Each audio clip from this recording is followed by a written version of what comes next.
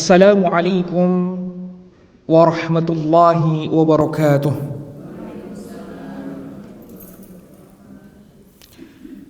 Innal hamdalillah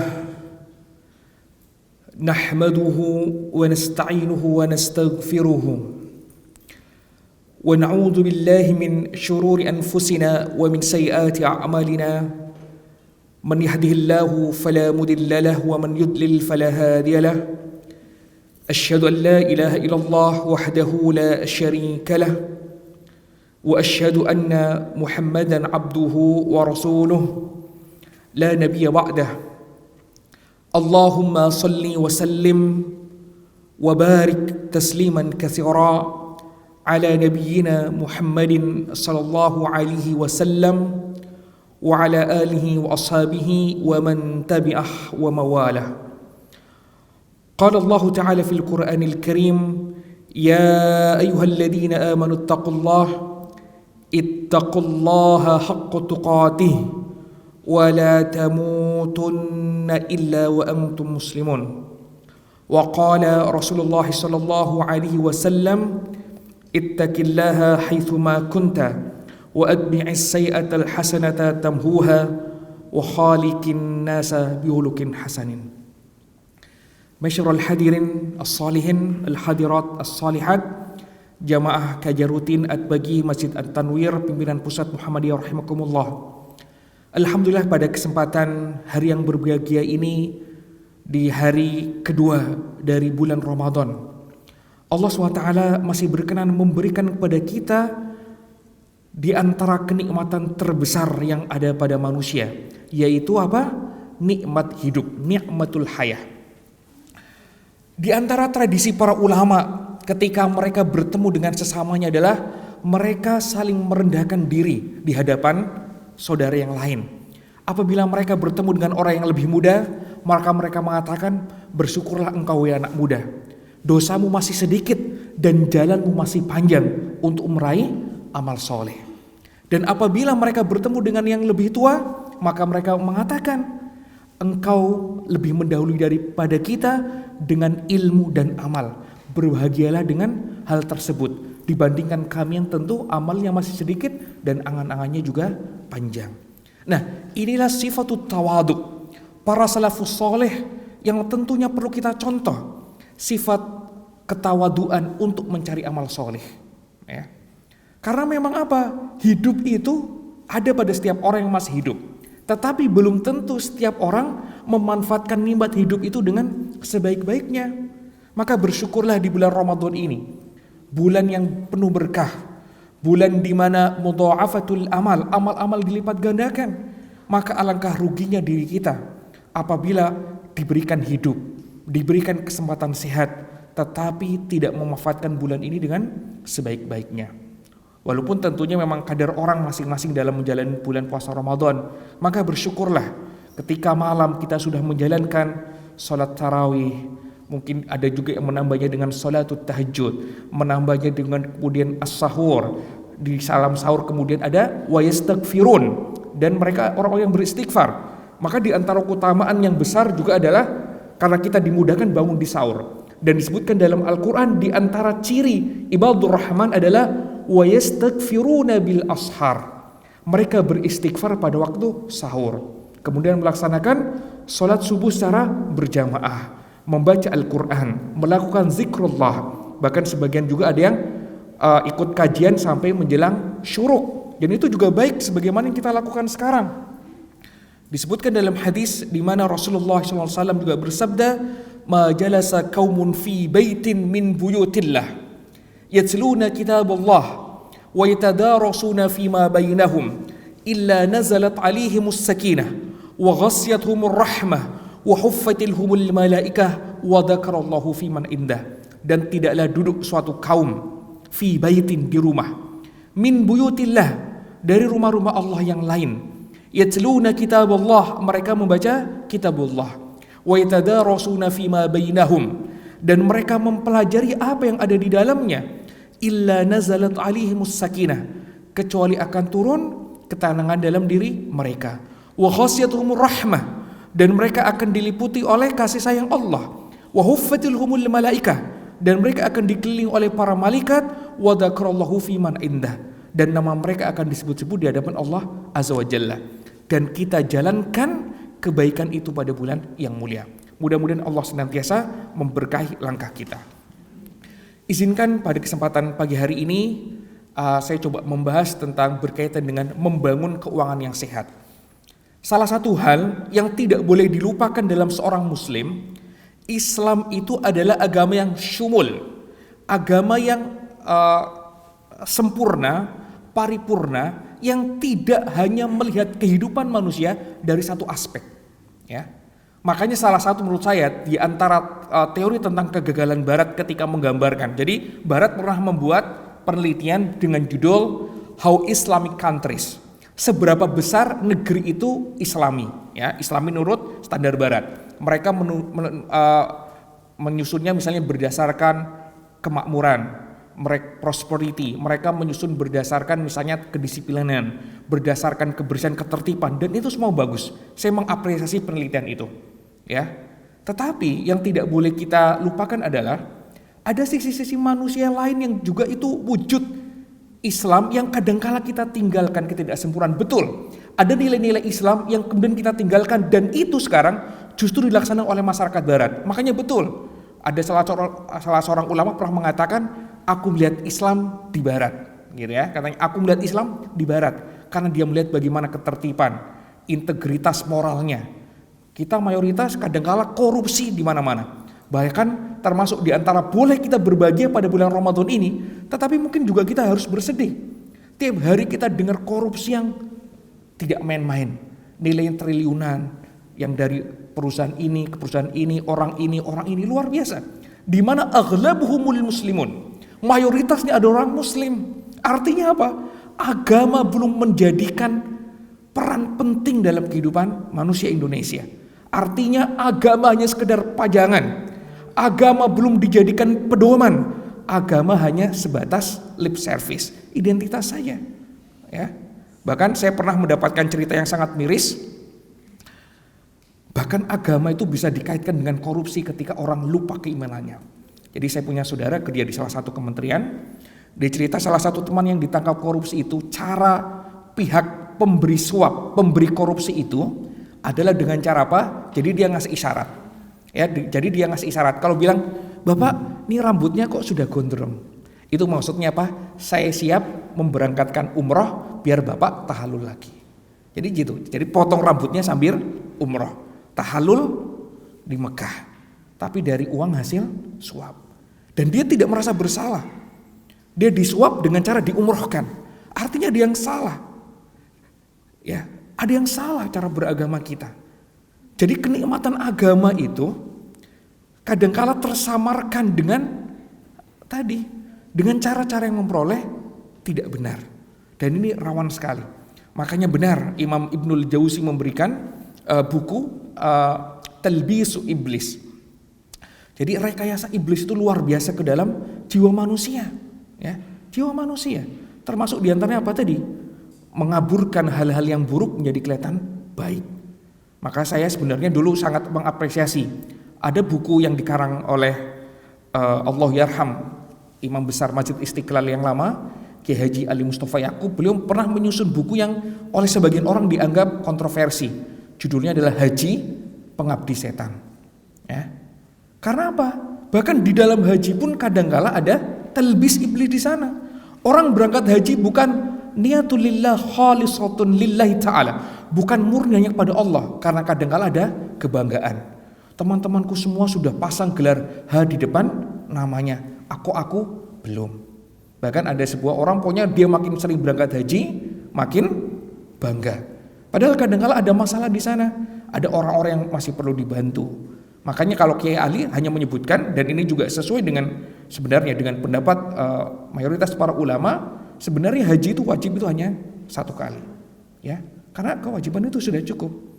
Dan ini juga sejalan ya dengan Kementerian Agama yang ingin coba kemudian karena antrian haji juga sudah sangat lama, kemudian ingin dibuat aturan orang nanti haji cukup satu kali. Jadi banyak jalur menuju surga. Nah, jangan sampai kita juga masuk di tadi talbis iblis. Ya, talbis iblis itu kadang-kadang sangat halus. Ada kadangkala riya itu ada yang sifatnya tadi, ada yang sifatnya jahar, terang-terangan, tapi riya itu ada juga yang nanti yang sifatnya kinayah, ya isyarat. Misalnya nih pada mama-mama muda itu buat status pas umroh. Aduh, kondisi Madinah sekarang dingin banget, 16 derajat Celcius, mudah-mudahan senantiasa diberikan kesehatan oleh Allah. Nah, ya nasihatnya bagus, semacam tadus binikmah. Tapi wallahu alam apakah itu memang benar, tapi maksudnya mungkin bisa jadi sambil show off gitu kan. Wah, ini orang ini lagi umroh misalnya. Alhamdulillah hari ini walaupun puasa yang lainnya pada ngantuk, hari ini saya masih bisa kajian di At-Tanwir, bisa buat status yang tidak tahu apakah itu tahadus binikmah atau karya. Tapi prinsipnya bukan berarti saya nyalahkan orang buat status, tapi artinya apa? Harus kemudian kita yang bisa mengukur diri kita sendiri. Apakah betul yang kita lakukan adalah khalis, murni hanya kepada Allah Ta'ala, ataukah tadi ri'a an-nas, hanya riya untuk manusia. Maka kita tidak boleh lupa hadis niat itu menjadi sangat penting. Di mana Rasul sebutkan innamal a'malu binniyati wa innama likulli imri'in ma nawa. Faman kanat hijratuhu ila Allah wa rasulihi fa hijratuhu ila Allah wa rasulihi wa man kanat hijratuhu lidunya yusibuha aw imra'atin yankiha fa hijratuhu ila ma hajara ilaihi. Nah, di situ ditaruh di depan untuk menjadi pengingat bagi kita semua. Nah, kita kembali tadi saya bilang struktur bangunan Islam itu adalah bangunan yang lengkap. Maka orang tidak boleh melihat Islam dari segi tadi ketertibannya, integritasnya saja. Ada juga sisi-sisi spiritualitasnya, sisi-sisi kemudian manusia sebagai makhluk spiritual. Dan itu yang kadang-kala kemudian Barat tinggalkan. Sisi misalnya bagaimana tentang jiwa, ya, an-nafas. Makanya di Barat itu kadang-kala orang pinter tapi sangat bisa enteng bermaksiat. Dan hal itu yang tidak pernah terjadi di dalam sejarah keemasan Islam. Ulama-ulama Islam itu mereka seorang alim, sekaligus seorang yang khosyah, ketakutannya pada Allah tinggi. Hari ini kita sering nemukan, ini menurut beberapa penuturan juga teman yang sekolah di luar negeri, biasa mereka kemudian orang-orang pinter, akademisi di kampus, kalau hari Senin sampai Jumat luar biasa, dedikasinya untuk ilmu, tapi akhir pekannya party, minum-minum. Ya, kadang-kala sampai melakukan misalnya aktivitas seksual bukan dengan istri sahnya, misalnya. Artinya kan ada kemudian split personality di sana. Nah, itu yang kadang-kala ada yang harus kemudian kita dudukkan. Islam harus lebih komprehensif. Sisi spiritual.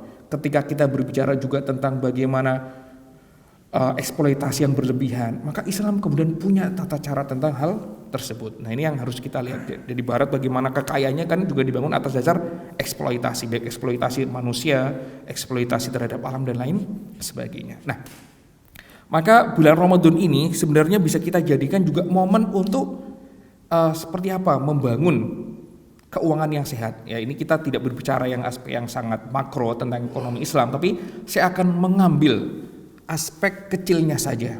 Ya.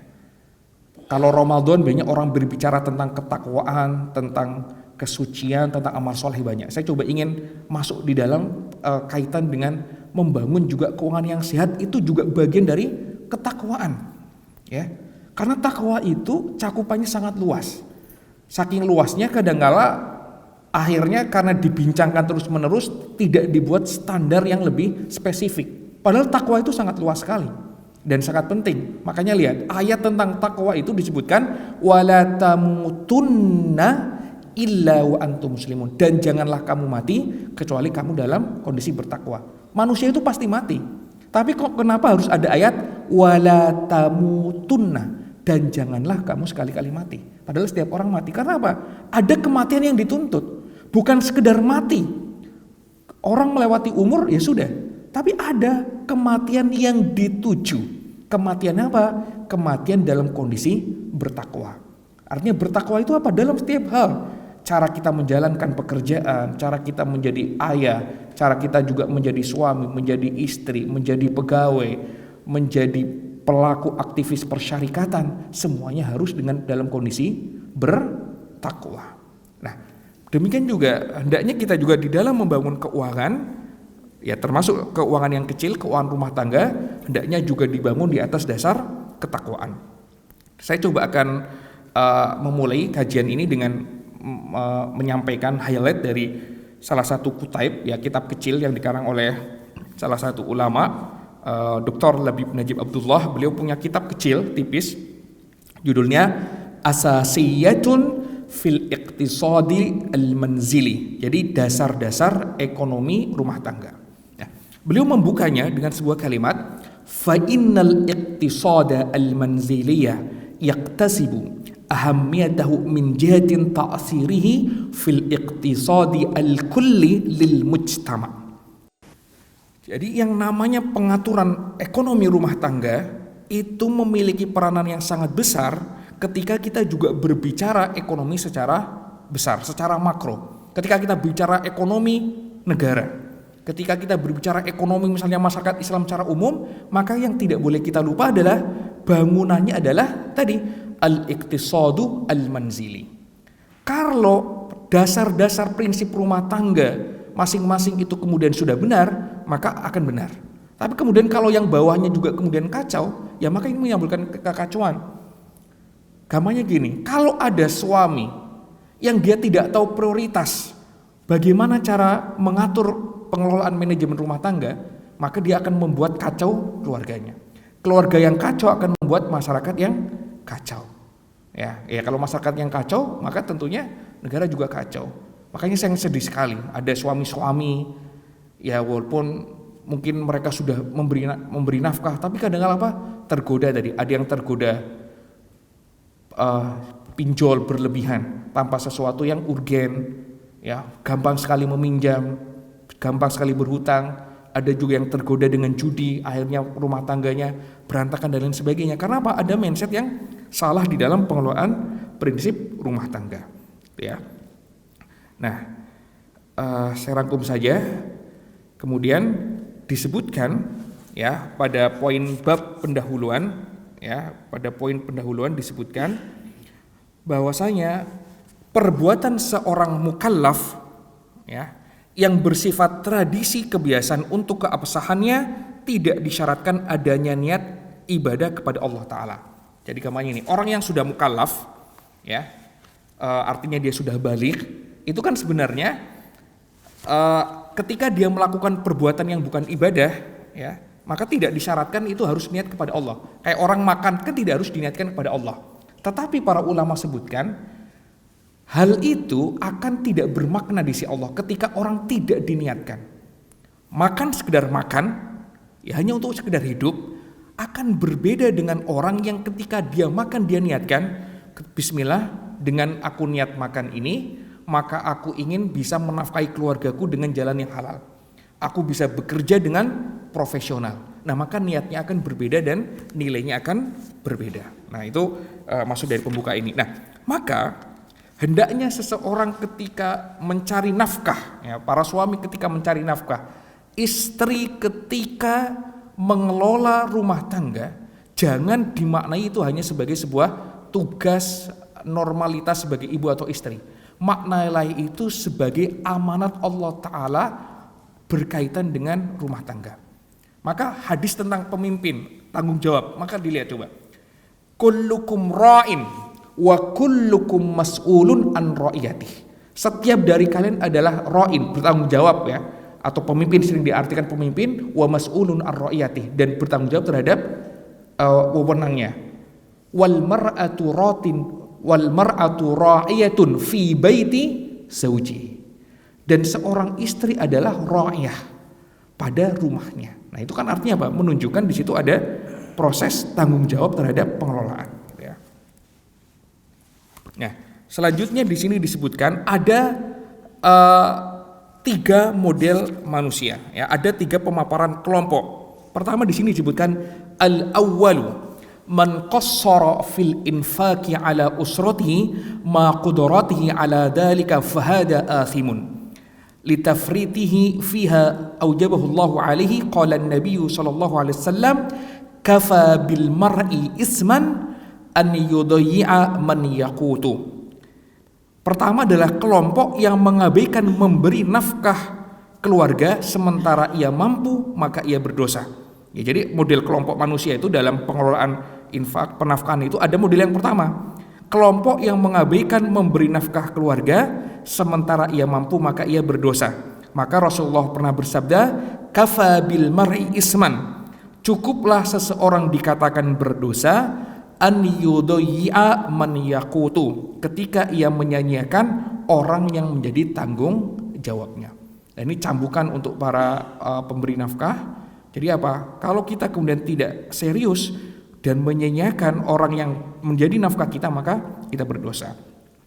Kelompok yang kedua, ats-tsaniyu man yunfiqu ala usratihi adatan ghaira qasidin lil ajri fataqa'u nafqatuhu majzi'atan illa annahu law sawabun lahu li'adami qasdi taqarrubi ila Allah azza wa jalla biinfaqi ala usratihi. Kelompok yang kedua adalah kelompok yang memberi nafkah keluarganya hanya sekedar menjalankan kebiasaan tanpa mengharapkan pahala, maka nafkahnya sah. Akan tetapi ia tidak mendapat pahala karena aktivitas tersebut tidak diniatkan sebagai bentuk taqarrub kepada Allah. Kemudian kelompok yang ketiga, ats-tsalitsu man yunfiqu ala usratihi ibtigha'a wajhillahi azza wa jalla fataqa'u nafqatuhu majzi'atan wa yuthabu 'alaiha wa hadhihi hiya a'lal maratib. Kelompok yang ketiga adalah kelompok yang memberi nafkah keluarganya dengan mengharap ridha Allah azza wa jalla, maka nafkahnya sah dan ia juga mendapatkan pahala. Inilah tingkatan tertinggi dari aktivitas memberi nafkah keluarga. Nah, ini yang tadi sudah saya sampaikan di depan. Maka marilah langkah yang pertama di antara prinsip pengelolaan rumah tangga, termasuk prinsip keuangan, jadikan ketika kita sibuk mencari nafkah, ini adalah ibtigha'a wajhillah, mencari ridho Allah Ta'ala. Bukan sekedar mencukupi kebutuhan rumah tangga, bukan, tapi meraih ridho Allah Ta'ala, dalam rangka mencari ridho Allah Ta'ala, gitu ya. Ada ibu-ibu yang mungkin juga ikut sebagai pencari nafkah, ya silakan. Kita punya pengorbanan meninggalkan anak, maka jangan sampai tidak diniatkan hanya untuk Allah, karena bisa jadi ada di antara yang niatnya cuma untuk menaikkan kelapangan fiskal rumah tangga biar lebih luas gitu kan pendapatannya. Ya kalau sekedar itu motifnya duniawi. Tapi dijadikan misalnya motifnya adalah untuk akhirat. Allah Ta'ala berfirman dalam Al-Quran, wa 'alal mauludi lahu rizquhunna wa kiswatuhunna bil ma'ruf, gitu ya. Dan kewajiban ayah memberi makan dan pakaian kepada para ibu dengan cara yang ma'ruf. Dalam ayat lain juga disebutkan liyunfiq du sa'atin min sa'ati wa man qudira 'alaihi rizquhu falyunfiq mimma atahullah la yukallifullahu nafsan illa ma ataha sayaj'alullahu ba'da usri yusra.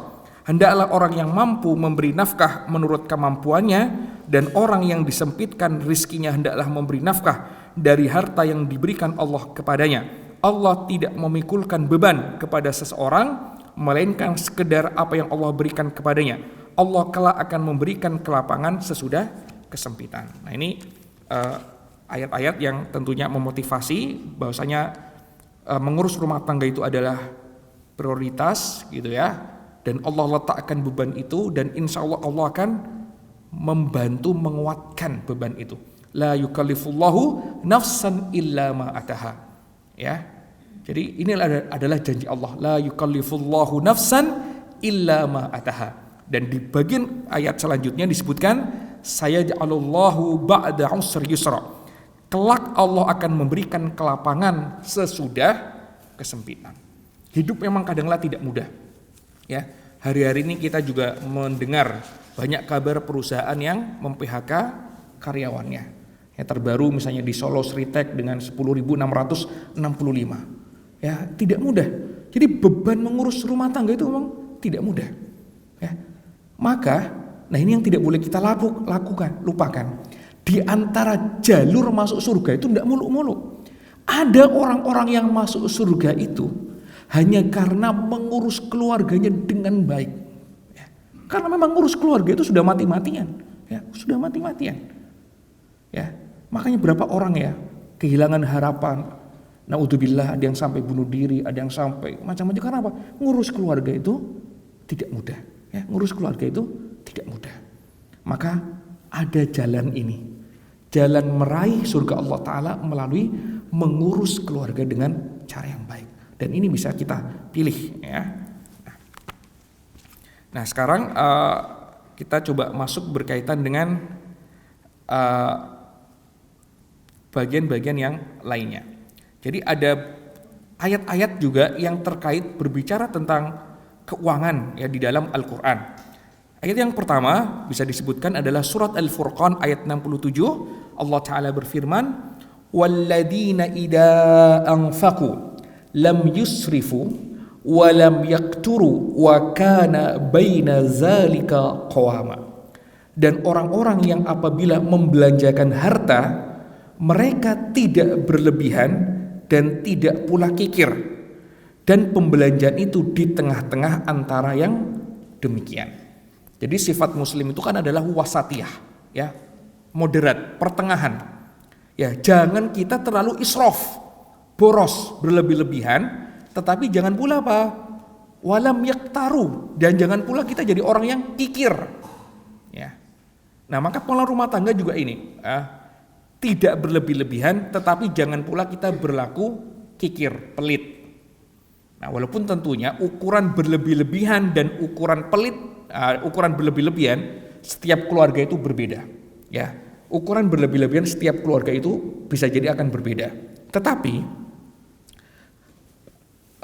pertengahan itu bisa dicari. Ya, pertengahan itu bisa dicari. Ya, pertengahan itu bisa dicari di standar masing-masing keluarga.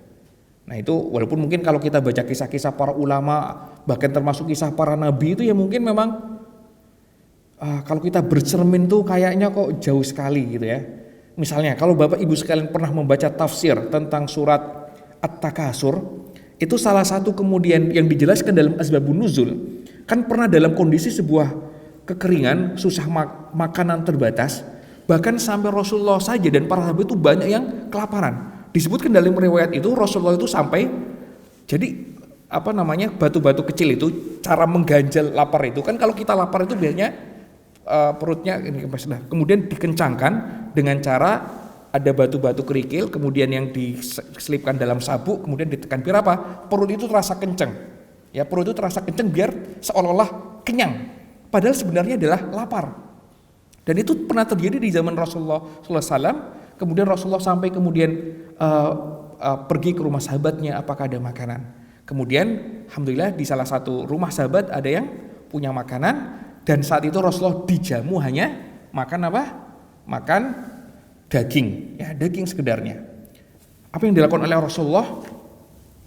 Beliau memegang daging itu, kemudian mengulang-ulang sebuah ayat.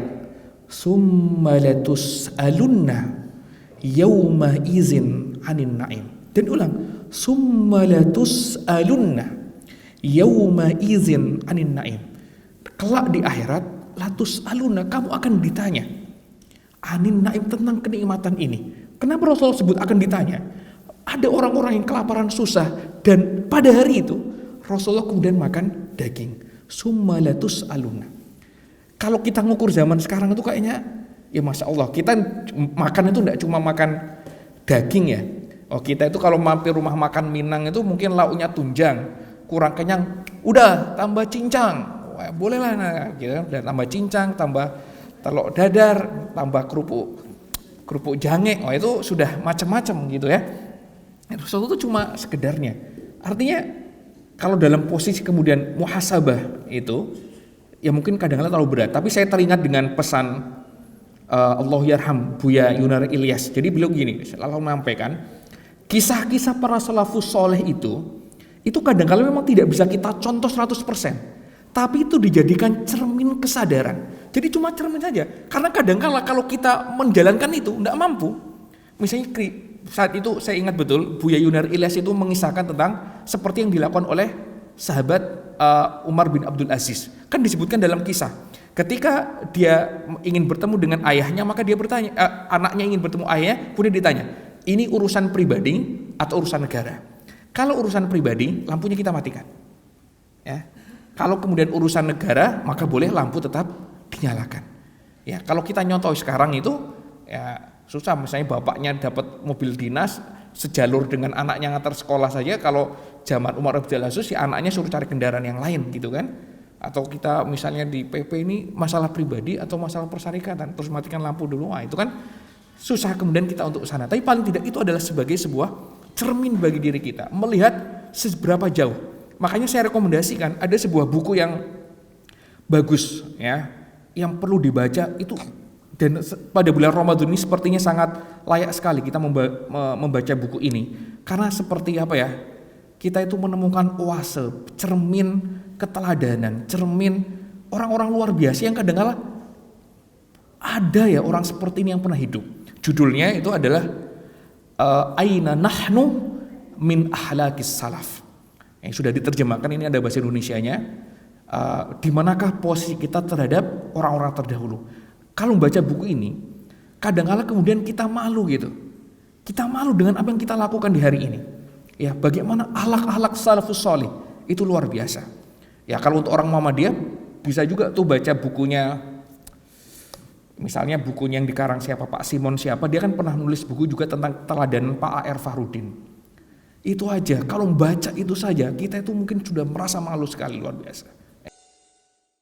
Ya tidak usahlah ini sahabat orang-orang soleh yang jauh-jauh.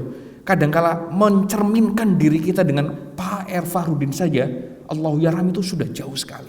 Nah, ini kadang-kala kita perlu bercermin. Ya, dan ini prinsip juga dalam mengelola keuangan keluarga, maka apa? Kita juga perlu mungkin bercermin. Ya, prinsipnya apa? Tidak berlebih-lebihan dan juga tidak pula kikir. Ya, karena mungkin ada orang-orang yang menjadikan makan itu passion, ya. Oh, dia merancang. Wah, ini misalnya gini, saya dulu punya teman, dia mirip-mirip kayak food vlogger. Ini buka puasa ini harus dijadwalkan, tidak boleh makan di tempat yang sama. Oh, jadi ini nyoba buka puasa di hotel ini, restoran ini. Visinya apa? Wah, makanan sekali gitu ya. Gitu ya. Ya kalau dia food vlogger, oke lah kita apresiasi. Cuma bukan food vlogger gitu ya. Nah, ini artinya apa? Ada orang yang visinya makanannya luar biasa gitu ya. Oh, makan maunya all you can eat. Nah, misalnya ya terserah, mungkin harus sekali-kali oke, tapi paling tidak kita mengukur ya. Tidak israf, tidak berlebih-lebihan, dan juga tidak pula bersifat kikir. Ayat yang kedua yang tentang ini keuangan juga di sini disebutkan surat An-Nisa ayat 33. Allah Ta'ala berfirman, "Ar-rijalu qawwamuna 'alan nisa bima faddalallahu ba'dahum 'ala ba'di wa bima anfaqu min amwalihim fas-salihatu qanitatun hafizatun lil ghaibi bima hafizallah." Kaum laki-laki itu adalah pemimpin bagi kaum wanita, oleh karena Allah telah melebihkan sebagian mereka laki-laki atas sebagian yang lain atau wanita. Dan karena mereka laki-laki telah menafkahkan sebagian dari harta mereka, sebab itu maka wanita yang solih ialah yang taat kepada Allah, lagi memelihara diri ketika suaminya tidak ada. Oleh karena itu Allah telah memelihara mereka. Ayat ini tolong dipahami secara komprehensif. Karena sering juga saya melihat ada orang-orang yang tidak jujur terhadap ayat ini dalam menggiring ayat ini. Misalnya menuduh di Al-Quran itu ada ayat-ayat yang misoginis, ayat-ayat yang tidak pro-feminis, misalnya gitu ya.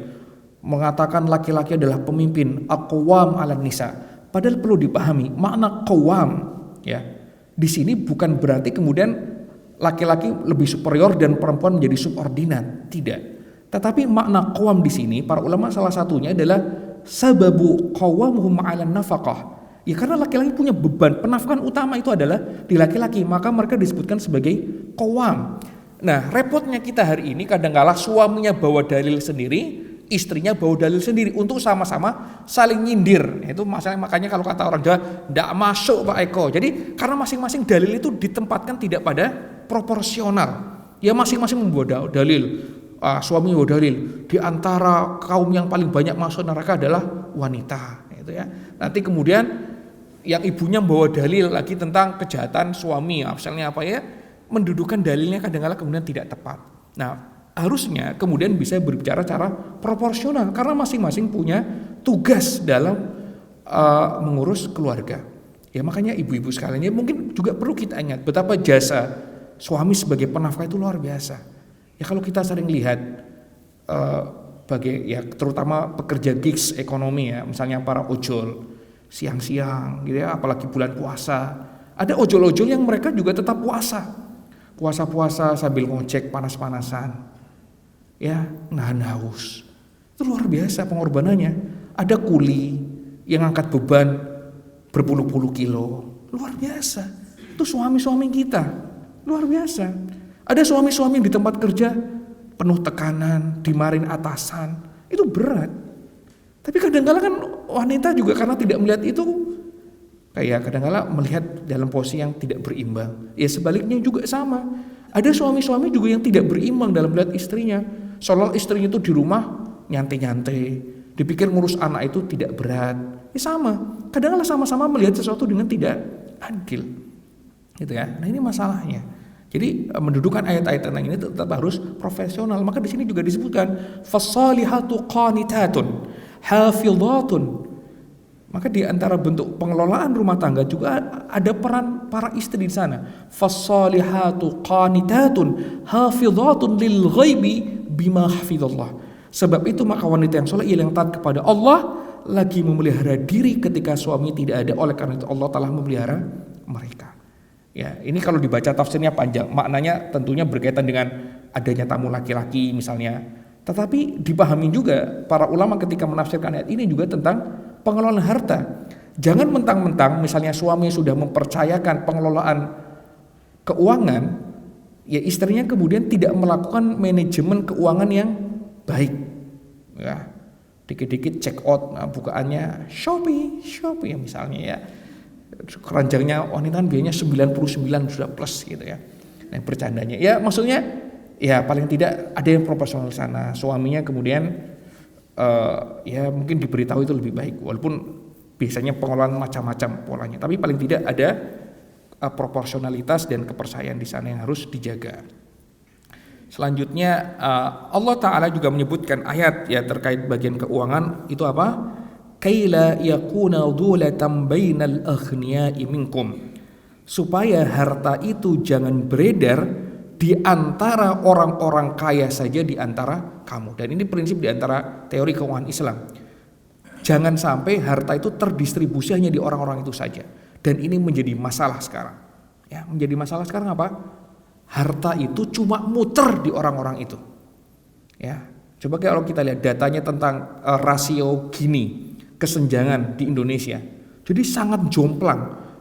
Jadi misalnya 3% pemilik rekening itu sama seperti rekeningnya 90% orang Indonesia. Totalnya luar biasa. Rasio Gininya luar biasa. Ya makanya kalau kita lihat itu, ya ini yang kita rasakan, rasio Gininya terlalu tinggi. Sebenarnya orang yang membuat uang logam ini konon katanya, kenapa logam itu dibuat bulat? Salah satu makna filosofinya untuk mengajarkan agar terjadi perputaran harta. Dulu kan uang itu sempat modelnya mungkin kotak ya, saya tidak tahu, tapi kemudian dibuat menjadi kemudian bundar. Salah satu alasannya untuk sebagai pengingat, harta itu harus berputar.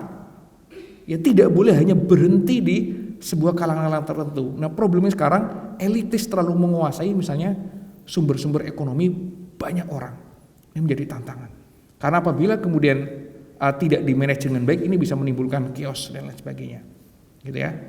Nah, Ramadan makanya juga coba menciptakan ini, misalnya dalam bentuk apa? Ada az-zakat. Di zakat juga dijelaskan sebagai sarana untuk pendistribusian kekayaan, ya infak sedekah. Walaupun itu masih perlu dioptimalisasi lagi. Saya melihat distribusi kekayaan masih belum merata, tapi ya memang ini tentunya melibatkan peran yang lebih penting. Ormas saja tidak akan cukup. Paling banter ormas itu kan apa? Wakaf tunai, ya kan, pengelolaan hibah, zakat, infak yang nilai tidak seberapa. Tetapi yang paling penting sebenarnya adalah keberpihakan negara, pemerintah untuk menciptakan distribusi yang lebih adil. Ya. Selanjutnya ayat lain yang terkait dengan keluarga, terkait keuangan. Allah Ta'ala juga sebutkan, Ya bani Adam khudu zinatakum inda kulli masjidin wa kulu washrabu wa la tusrifu innahu la yuhibbul musrifin. Wahai anak Adam, pakailah pakaianmu yang indah setiap memasuki masjid, makan dan minumlah dan janganlah berlebih-lebihan. Sesungguhnya Allah tidak menyukai orang-orang yang berlebihan. Ya. Ayat ini ingin menunjukkan salah satu kemudian masalah yang perlu ditangani juga oleh kaum muslimin adalah, pertama ini adalah perintah tentang memakai pakaian yang indah. Kalau dimaknai secara ekonomi, ini sebenarnya juga ayat yang berbicara tentang apa? Tentang tekstil. Khudu zinatakum inda kulli masjidin. Pakailah pakaian yang terbaikmu ketika kamu masuk masjid. Artinya apa? Ada rizki-rizki kita itu di orang-orang yang bekerjanya di dunia kaitannya tekstil. Ya. Karena kita diperintahkan untuk apa? Khudu zinatakum inda kulli masjidin. Memakai pakaian yang bagus ketika mau masuk ke masjid.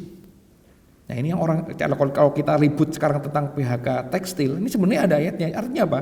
Kalau dalam struktur ketika ekonomi baik saja, artinya ketika kita mengganti pakaian, karena kan gini, ada kaitannya dengan, kalau zaman klasik dulu kan ada kaitannya petani kapas, ada pemintalnya, ada yang buat benang, ada yang tukang jahitnya, ada desainernya. Dalam struktur modern mungkin ada pabriknya dan sebagainya. Nah tapi berarti ada tata niaga yang tidak beres ini.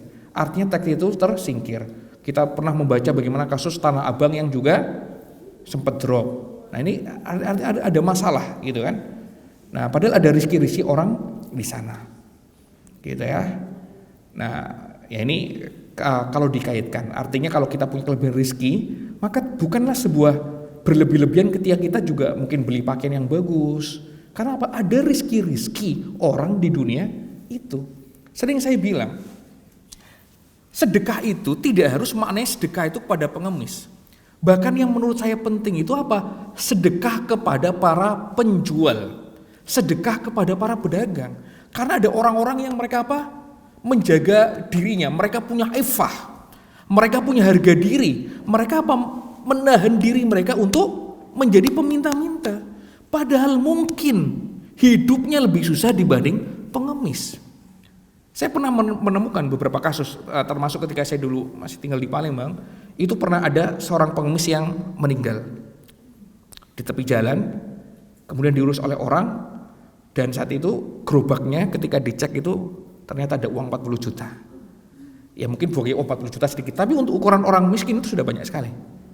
Tapi mungkin kita temukan ada orang-orang yang jualan itu susahnya luar biasa. Ya, jualan makanan kadang-kadang tidak laku, modalnya habis terbuang. Jualan pakaian seret tidak laku-laku, tidak punya pemasukan. Bahkan saya kadang-kadang memang kalau melihat pola gigs ekonomi masyarakat yang bawah itu kadang-kadang kita tidak mikir masih ada ndak orang yang beli. Misalnya kadang-kadang saya kalau di kampung itu masih lihat ada orang yang berkeliling jualkan sol sepatu. Saya kadang-kadang juga mikir ada ndak orang yang hari ini masih sol sepatu. Ada saya juga pernah lihat orang yang tukang ganti baterai jam. Ya mungkin sudah jarang sekali. Ini artinya luar biasa. Ada orang-orang yang kan zaman itu berubah ya luar biasa. Ini menjadi tantangan untuk kita semua. Ya. Jadi berbagi itu menurut saya berbagi yang juga perlu kita galakkan itu adalah membeli. Kalau kita punya kelapa rezeki itu adalah apa? Ya jajan, beli, tapi tentunya sama tidak berlebihan, gitu ya. Nah ini yang pertama. Wakulu washrobu wala tusrifu. Makan dan minumlah dan janganlah kamu berlebihan. Saya pernah sampaikan khutbah di Masjid At-Tanwir ini. Salah satu problem di dunia saat ini itu ada namanya food loss and food waste.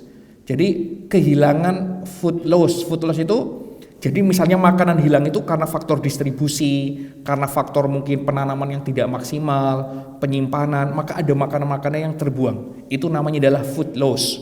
Ada namanya juga food waste. Jadi makanan yang dia sebenarnya sudah jadi tapi kemudian tidak dimakan dengan baik sehingga terbuang. Nah, data penelitian yang pernah dirilis berkaitan dengan food loss and food waste itu menyebutkan ada 4 negara paling besar. Ya, 4 negara paling besar itu ternyata 3 diantaranya itu adalah negara mayoritas Muslim. Jadi pertama itu adalah Arab Saudi, ada kemudian Amerika Serikat, ada Uni Emirat Arab dan Indonesia. Itu ada makanan terbuang banyak sekali. Ya. Saya agak lupa hitungan persisnya, tapi kemudian sampai bertonton kalau diakumulasikan 1 tahun itu satu orang itu bisa membuang bahkan bisa sampai 1 ton makanan. Ya kalau kita lihat bagaimana, karena apa? Kadang-kadang kita juga kemudian muslim tapi tidak menjiwai ketika cara makan. Yang paling kelihatan itu misalnya apa? Saya itu sering kalau acara kondangan, acara resepsi kondangan itu. Orang itu kan kadang-kadang memahami konsep makanan saja kemudian tidak pas. Misal, kalau namanya makanan itu awalnya gini, kalau ada tenda, ada makanan, kan itu gini, ada orang yang mungkin tidak mau makan nasi, maka dia mungkin bisa memilih makanan tenda. Di itu mungkin ada sate, ada bakso, ada soto. Ya sudah, mungkin karena dia buru-buru tidak makan nasi, cukup makan itu, atau juga karena diet. Ataupun prasmanan, biasanya prasmanan itu ada lauk ayam, lauk daging, lauk ikan, lauk telur. Kan juga maksudnya sama. Kalau ada orang yang mungkin doyan daging, tidak doyan ayam, tidak doyan daging, tidak mau makan daging, tidak mau makan ayam, bisa makan ikan. Masih tidak mau itu mungkin makan telur. Tapi kan ada orang itu hasrat makannya besar. Dia prasmanan daging diambil, ayam diambil, ikan diambil, ya, telur diambil. Giliran makan, wah sudah baru berapa suap, buru-buru, tidak enak, campur-campur, akhirnya kemudian makan, kemudian terbuang. Nah ini juga menjadi masalah. Atau pas bulan puasa kita lihat, hasratnya makan terlalu banyak, ujungnya disimpan di kulkas. Yang di kulkas belum dikeluarin, jajan lagi, tidak habis lagi, kan gitu. Ini juga harus kemudian di-manage gitu ya. Nah, jangan sampai kita juga makanan itu kemudian berlebihan, tidak baik ya. Al-israf gitu ya. Dan Allah tidak menyukai orang-orang yang berlebih-lebihan atau berboros. Jadi kalau disimpulkan, prinsip-prinsip keuangan Islam itu maka apa? Adanya tawazun, adanya keseimbangan ya antara mengeluarkan dan juga kemudian menabung, antara al-infaq dengan juga kemudian menabung. Sifat amanah, selanjutnya bersifat keadilan, proporsional. Dan yang penting juga adalah menghindari riba dan gharar. Nah ini kalau dikaitkan, kalau kita Ramadan dengan bulan pembersihan melawan juga adalah bagaimana sekarang kita juga harus ikut memerangi yang namanya pinjol dan judol. Ya, karena jelas sekali riba, ayat-ayat riba kemudian kita sudah bahas, jerat bunga tinggi, utang yang menumpuk, tekanan psikologis akibat tagihan membengkak, dan di akhirat jelas Allah Ta'ala berperang ya, menyatakan perang kepada orang-orang yang berlaku riba. Nah, ada beberapa tantangan-tantangan yang memang perlu kita waspadai terkait kehidupan sekarang. Misalnya apa? Tren orang sekarang lebih boros. Salah satunya karena apa? Menggunakan uang digital. Jadi salah satu riset menunjukkan, ini saya bacakan yang riset teman saya juga. Jadi dia pernah menulis sebuah paper, artikel dengan judul How E-wallets Encourage Excessive Spending Behavior Among Young Adult Consumers. Ya, oleh Mas Hendy. Jadi orang sekarang kan kadang-kadang mereka lebih pilih ketinggalan dompet dibanding ketinggalan HP. Karena di HP-nya ini juga bisa buat bayar. Orang gajian kalau dulu kan mungkin dapat uang pakai amplop, dilihat berapa lembar. Sekarang orang masuknya pakai ini. Orang pas bayar kan tahu-tahu pakai kris, scan, tik, jajan, tap, kredit, atau ada credit card terhubung dengan debit card. Akhirnya orang itu kadang-kadang kan enggak tahu sebenarnya di rekening kita itu tinggal berapa. Taunya scan, tahu-taunya check out, scan, check out, scan, check out, itu aja yang dilakukan. Itu akhirnya membuat kadang-kadang ternyata apa? Menimbulkan orang lebih boros. Kalau dulu orang pakai dompet, misalnya di dompet kita ada 10 lembar, kita belanja habis 200.000 2 lembar, dihitung, wah tinggal 8 nih, ini padahal baru awal bulan sudahlah. Begitu mau jajan keluarkan yang 10.000. Tapi kadang-kadang kalau scan kan tidak kelihatan. Nah itu ternyata secara kemudian perilaku sudah diteliti, ternyata membuat kemudian orang lebih boros. Jadi uang digital itu memang membuat orang lebih boros karena tidak kelihatan sebenarnya antara yang dipunyai dengan yang dikeluarkan itu berapa. Belum lagi nanti tadi godaan-godaan tadi yang pinjol, pay later dan sebagainya. Jadi memang ada. Nah makanya mungkin walaupun kelihatan dan kadangkala ini juga problemnya membuat anak muda sekarang, penelitian yang lainnya membuat lebih pelit. Anak-anak sekarang lebih pelit. Karena dulu kita punya uang kertas, punya dompet. Ketika kita di jalan lihat lihat orang nih penjual kasihan, kita keluarin. Anak sekarang jarang megang uang cash. Ya. Anak sekarang jarang megang uang cash. Karena yang penting uang itu di HP. Dikit-dikit belanjanya scan. Akhirnya ndak punya uang tunai. Ya. Akhirnya kadang-kadang mungkin dia kasihan nih mau lihat orang. Karena ternyata karena dia tidak megang uang tunai, tidak jadi infak.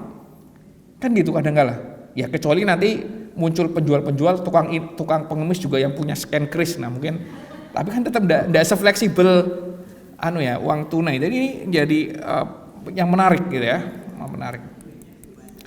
Nah, di luar negeri saya sudah pernah lihat pengemis pakai bisa scan. Nah, di Indonesia mungkin bentar lagi gitu ya. Nah, tadi dan juga kemudian rangsangan pinjol, paylater. Dulu orang misalnya nih mau Idul Fitri, ini harus ganti ganti korden, ganti sofa. Kalau dulu orang kan nabung gitu ya, orang nabung. Sekarang pokoknya apa yang diinginkan harus ada. Muncullah namanya credit card, paylater. Makanya tren itu menjadi sangat naik sekali. Dan misalnya di berita ini banyak nih, karena tidak ada proyektor. Misalnya di sini disebutkan berita-berita Gen Z dan milenial itu menyumbang 37,17% kredit macet pinjaman online. Ya, bahkan transaksi pinjaman online diramal di atas 120 triliun. Jadi memang anak sekarang itu gampang sekali ngutang. Karena dianggapnya ngutang itu keren. Karena mereka nah ini memang tantangan ya, zaman berubah.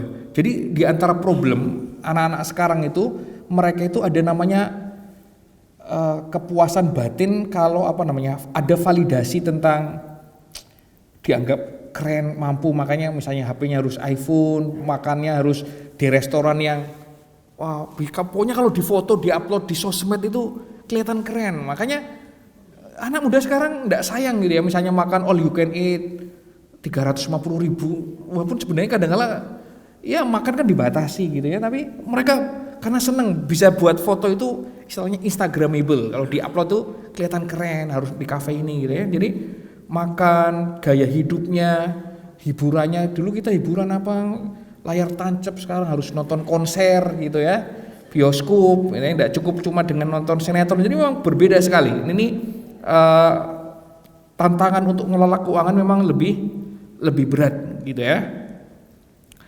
Nah selanjutnya ayat yang terkait ahli ini yang tadi kemudian saya belakangkan tentunya adalah maka kita harus waspada tadi, meminimalkan pinjaman, apalagi pinjaman itu riba. Allah Ta'ala berfirman dalam Al-Quran, alladzina ya'kuluna riba la yaqumuna illa kama yaqumul ladzi yathabbatu asyaitanu minal mas dzalika bi annahum qalu innamal bai'u mislur riba wa halallahu al-bai'a wa harrama ar-riba faman ja'ahu maw'idatun min rabbi fantaha falahu ma salaf wa amruhu ila Allah wa man 'ada fa ulaika ashabun nar hum fiha khalidun. Orang-orang yang makan mengambil riba tidak dapat berdiri melainkan seperti berdirinya orang yang kemasukan setan lantaran tekanan penyakit gila. Keadaan mereka yang demikian itu adalah disebabkan karena mereka berkata sesungguhnya jual beli itu sama dengan riba. Padahal Allah telah menghalalkan jual beli dan mengharamkan riba. Orang-orang yang telah sampai kepadanya larangan dari Tuhannya lalu terus berhenti dari mengambil riba, maka baginya apa yang telah diambilnya dahulu sebelum datang larangan dan urusannya diserahkan kepada Allah. Orang yang kembali mengambil riba maka orang itu adalah penghuni-penghuni neraka, mereka kekal di dalamnya. Nah ini tantangan mayoritas penyedia paylater itu kan sebenarnya adalah ribawi ya. Nah ini paylater itu hampir mayoritas ribawi karena ada bunganya ya, karena jelas pasti ada bunganya dan sangat tinggi sekali. Cuma orang kadangkala kemudian dikecoh hanya 0,9, tapi orang lupa 0,9 itu per hari.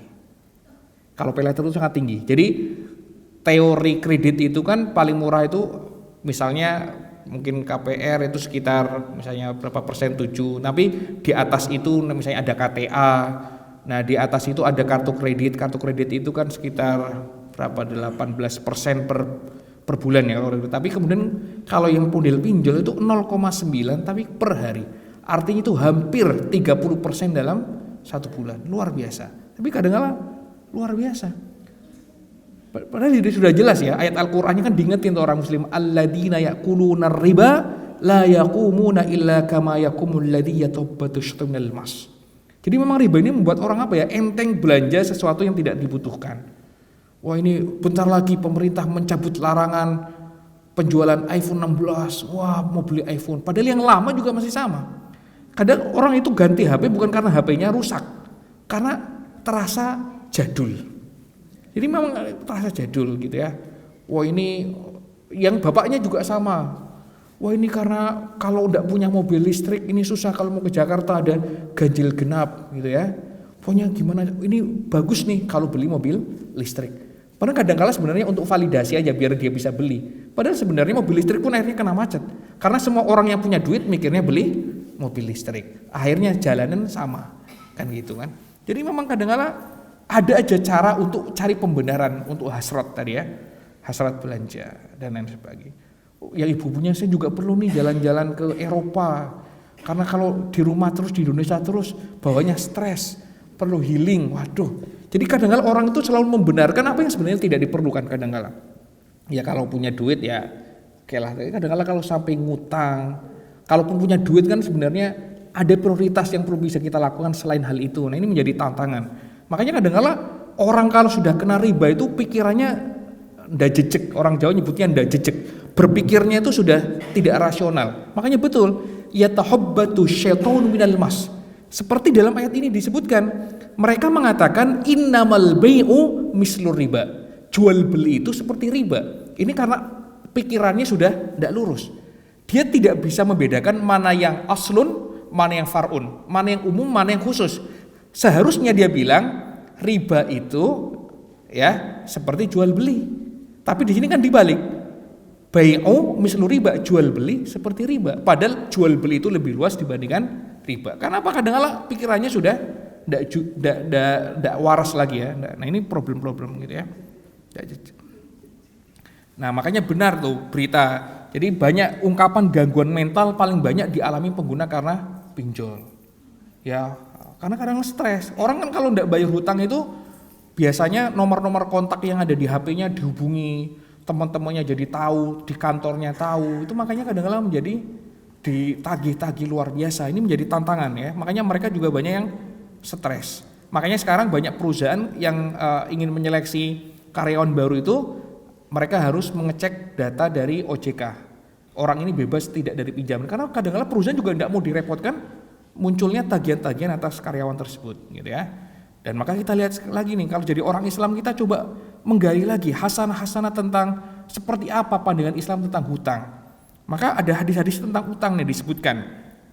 Dari Uqbah bin Amir radhiyallahu anhu, Rasulullah sallallahu alaihi wasallam bersabda, "La tuhifu anfusakum ba'da amniha." Qalu, "Wa ma zaka ya Rasulullah?" Qala, "Ad-dainu."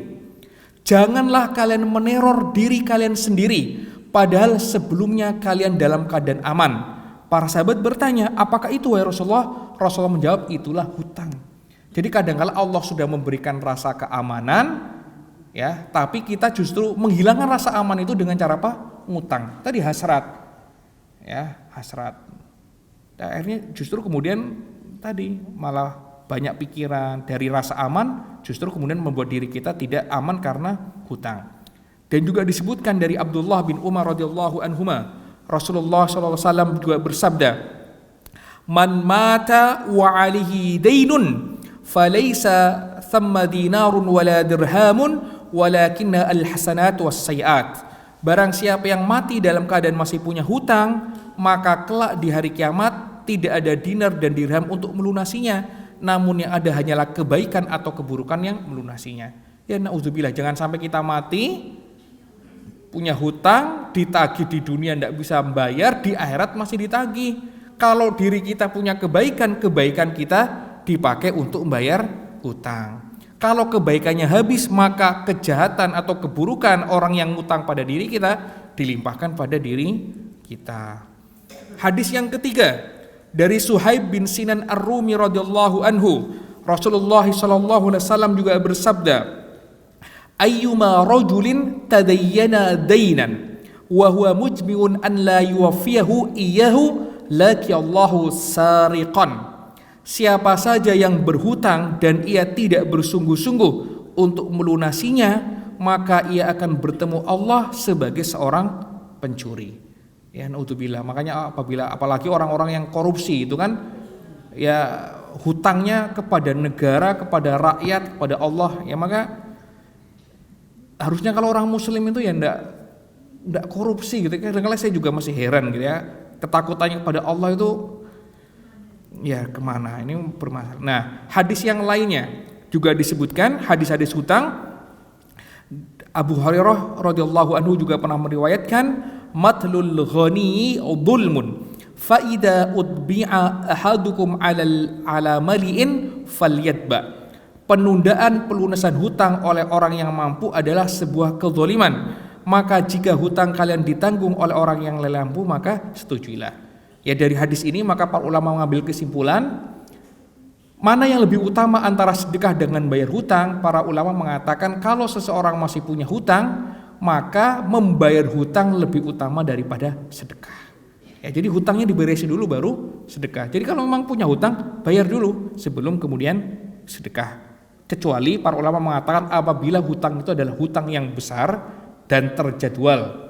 Ya seperti misalnya orang melakukan KPR itu kan hutangnya jelas mungkin ratusan juta, jadi tidak bisa bayar secara ini tapi dia ada pembayaran yang rutin terjadwal. Ada sisa-sisa yang mungkin bisa digunakan untuk sedekah memenuhi kebutuhan hidup maka itu boleh. Tapi kalau hutang-hutang yang sifatnya kecil-kecil ya maka hendaknya yang kecil-kecil itu dilunasi dulu baru kemudian bersedekah.